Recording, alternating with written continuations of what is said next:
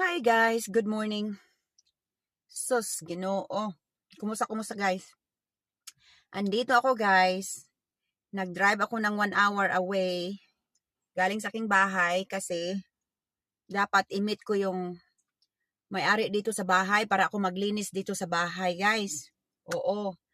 So mga 45 minutes na lang, wala pa yung may-ari dito sa bahay para ako maka-start maglinis. So wala pa siya guys. Andito lang ako, nag-hangout lang ako sa aking kotse. Ayan, nagpaganda na lang ako guys. Oh, ng lipsticks na lang ako dito habang ako naghihintay. Oh, ayan. May blush on pa akong nalalaman. Nagpaganda na lang ang lula nyo dahil naghintay ako guys. Nag-drive pa naman ako ng 1 hour tapos yung may-ari dito sa bahay na linisan ko, wala siya. 'Di ba nakakaloka? Ang hirap talaga ng buhay. Hindi siya nag-show up. Ano ba